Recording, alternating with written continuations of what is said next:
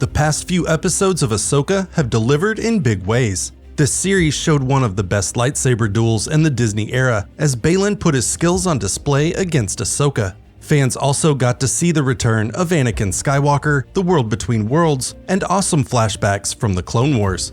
And that's not even mentioning the live-action debuts of Grand Admiral Thrawn, Ezra Bridger, and a whole new galaxy. With all of that going on, fans expected a lot from Ahsoka's penultimate episode. However, Episode 7, Dreams and Madness, was kind of a letdown. Ahsoka reunited with Ezra, and Baylan parted ways with Shin Hati.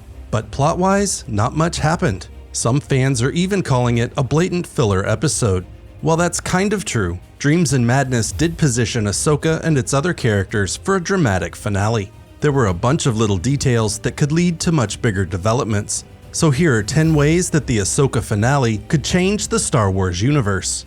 Number 1. Thrawn's cargo is key. At the very end of the episode, Thrawn confirmed what a lot of fans were thinking. Finding Ezra and fighting Ahsoka were nothing but distractions.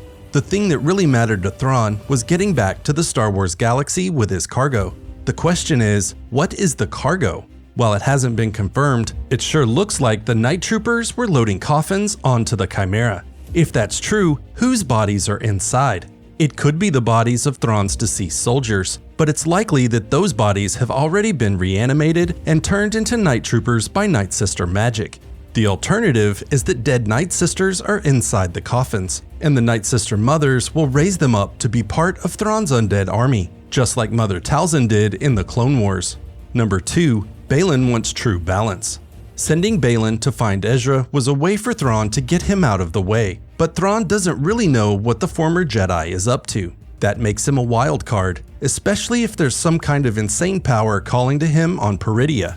The fact that Baylan dismissed Shin is especially interesting. Maybe Baylan simply sees them taking different paths, but there was a hint of disdain when they parted ways.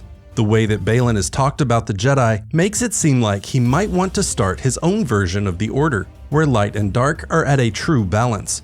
Assuming that's true, he had to be rid of Shin, because her ambition was drawing her to a closer association with the dark side.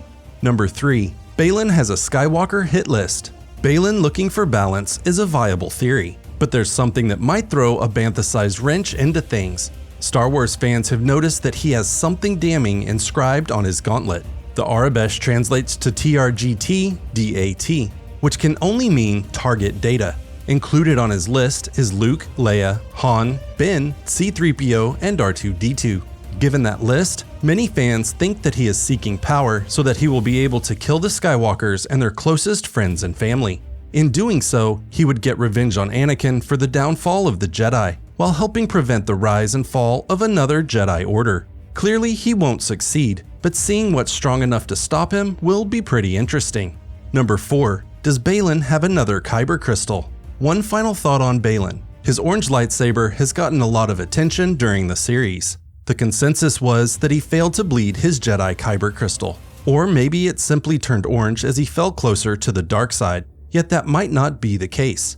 Eagle-eyed fans have spotted a green crystal in his belt buckle, and while it hasn't been confirmed, many think that it's a Kyber crystal. That begs all kinds of questions. Was that his Kyber crystal when he was a Jedi? Why does he still have it? And why didn't he use it to make his orange lightsaber? The answers will have big implications on the future of his character.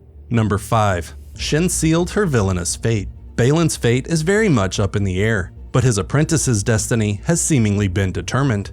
Shin clearly wasn't happy when her master abandoned her, but even when that happened, she was sure of her fate. She wanted to claim a position of power in the coming world order. Then, when her attack failed, she was confronted by Ahsoka, Ezra, and Sabine.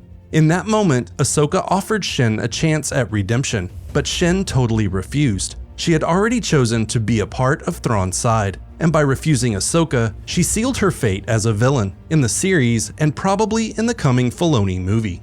Number 6. Thrawn respected Anakin and Darth Vader. As an expert strategist, Thrawn knew exactly how to deal with Baylan and Shin. They will aid his cause or be utterly destroyed. However, Ahsoka was much more of a threat. He wasn't happy that a Jedi was coming to hinder his mission, but he was most displeased when he learned that Anakin Skywalker had trained her. Thrawn briefly worked with Anakin during the Clone Wars, and he had also teamed up with Darth Vader. Hopefully we'll get some flashbacks of their times together, but the point is that Thrawn knew the power and skill that Anakin had surely imparted on Ahsoka. As such, he expected her to be powerful and unpredictable, and he made it a point to not underestimate the real possibility that she could thwart all of his plans. Number 7. Ahsoka finally appreciates Anakin. Ahsoka didn't leave the Jedi Order because of anything that Anakin did, but over the years, her opinion of him soured. He became Darth Vader and destroyed the Jedi Order. Her mixed feelings about Anakin were on display during the Clone Wars flashbacks. She believed that he was too eager to fight and never serious enough. However, after her World Between Worlds experience, she realized that Anakin really was a good master. She finally admitted that fact to Hu Yang while training with one of the numerous holo recordings that Anakin had made for her when she was a Padawan. Understanding and appreciating Anakin puts Ahsoka in company with Luke and proves that she had a hand in his redemption. Number 8. Ezra has touched darkness. Ahsoka has been redeemed, and after her resurrection, she is now Ahsoka the White. However, Ezra Bridger might be headed for darkness. Some fans have already predicted that he could become a gatekeeper of the dark side, similar to the Sun from the Clone Wars. But even if that's not true, there's another hint that Ezra has touched darkness. In his first appearance, fans noticed that he was wearing an armored shirt under his red overcoat, and the armor was made out of the dog tags from Thrawn stormtroopers. So Ezra living in a distant galaxy definitely hasn't made him a pacifist. Not only that, he's taking trophies from his fallen victims and showing them off in his daily life. That's akin to what General Grievous did with Jedi lightsabers and could be a sign that Ezra is hiding his dark nature.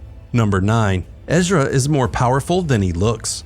At the end of Star Wars Rebels, Ezra was really starting to hone his connection with the Force, and he's clearly continued that during the intermediate time. When Sabine offered to return his lightsaber, he refused, saying that the Force was his ally. Then he proceeded to fight off their attackers with some Force-enhanced martial arts. It was a cool idea, and made sense that he wouldn't want a lightsaber after a decade without practicing. However, we have to believe that he's much more powerful than he showed.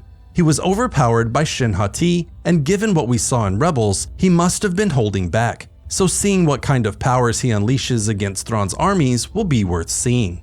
Number 10. Is Sabine Force-sensitive? While Ezra clearly has a lot of Force potential, fans are still waiting to see Sabine use the Force. There have been repeated hints that she will eventually be able to call on its power, but it hasn't happened yet. However, she was able to feel Ahsoka calling out to her through the Force in Dreams and Madness. While it may not be total confirmation, the fact that she was able to perceive Ahsoka in the Force is just the latest hint that Sabine will eventually be fully Force-sensitive. But what do you think? Which of these theories could end up changing Star Wars? Could Thrawn be mustering an undead army? And what does Baylan really want? Will Shin ever be redeemed? And what Force powers will Ezra show? Let me know down in the comments. Thanks for watching, and I'll see you in the next video.